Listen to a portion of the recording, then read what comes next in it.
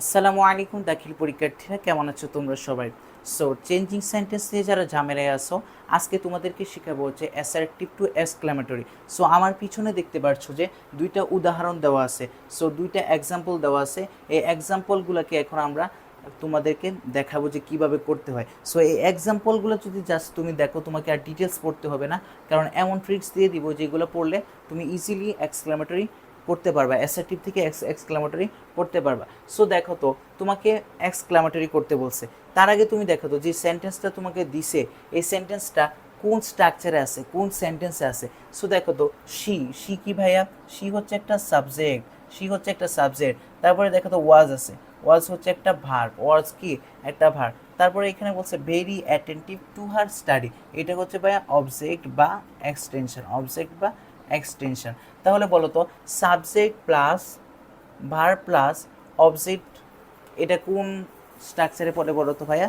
তুমি ঠিকই ভাবতেছো, এটা হচ্ছে অ্যাসার্টিভ স্ট্রাকচারে পড়ে, অ্যাসার্টিভ সেন্টেন্সে পড়ে। তাহলে বলো তো, এটাকে যদি আমরা অ্যাসার্টিভ করি, তা অ্যাসার্টিভ থেকে এক্সক্লেমেটরি করি, তাহলে এক্সক্লেমেটরি স্ট্রাকচারটা তো তোমাকে জানতে হবে, তাই না? এক্সক্লেমেটরি স্ট্রাকচারটা কি বলো তো ভাইয়া? হাউ বা হোয়াট, তারপর হচ্ছে এ বা অ্যান, তারপরে হচ্ছে অ্যাজেক্টিভ, তারপরে হচ্ছে সাবজেক্ট প্লাস ভার্ব, তারপরে হচ্ছে এক্সক্লেমেশন মার্ক, তারপরে কি এক্সক্লেমেশন মার্ক। তাহলে এখন দেখো তো, এই সেন্টেন্সে কোনো এ বা এন আছে কিনা, কোনো আর্টিকেল আছে কিনা? ভাইয়া দেখো তো, she was very attentive to her study, এখানে কিন্তু ভাইয়া কোনো আর্টিকেল নাই। যদি আর্টিকেল থাকে তাহলে আমরা কি ব্যবহার করব? ওয়াট ব্যবহার করব।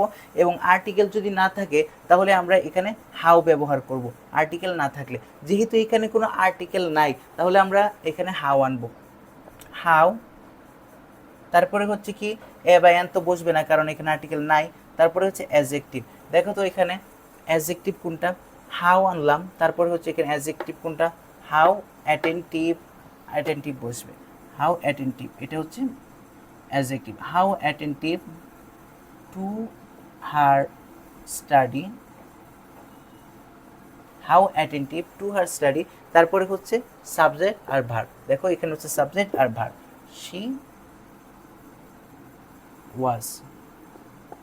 তারপরে হচ্ছে এক্সক্লেমেশন মার্ক। বলো তো কঠিন লাগছে? কঠিন লাগে না, তুমি যদি স্ট্রাকচার জানো তাহলে কিন্তু তুমি খুব সহজে এটা আনসার করতে পারবা।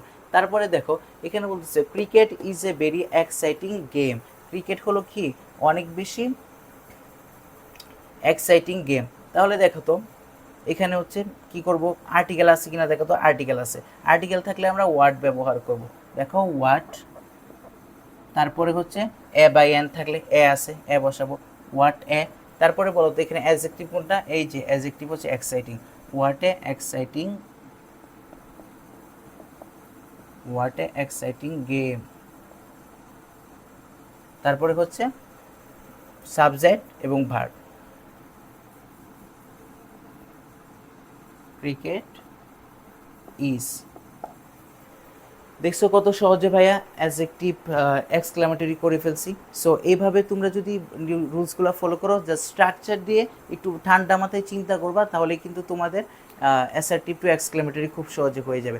সো যদি ভাইয়ের ভিডিওটা ভালো লাগে তাহলে অবশ্যই ভাইয়ের চ্যানেলটাকে সাবস্ক্রাইব করে দাও এবং ভাইয়ের ফেসবুক পেজটাকে ফলো করে দাও। আল্লাহ হাফিজ।